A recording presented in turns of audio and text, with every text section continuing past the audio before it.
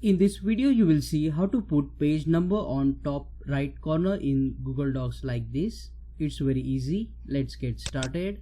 To put page number on top right corner, click on the Insert tab.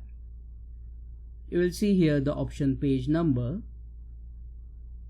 If you select the first option, the page number will start from the first page. If you want the page number to appear from the second page, you can select the second option. I am selecting here first option, and as you can see, the page number is inserted. Now you can select the page number, and if you want, you can increase the size of the page number. You can bold it or unbold it, make it italics, or change the color of the page number. Once done, click inside the Google Docs document, and that's how you can put page number on top right corner in Google Docs.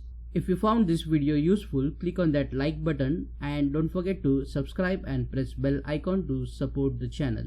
Thank you.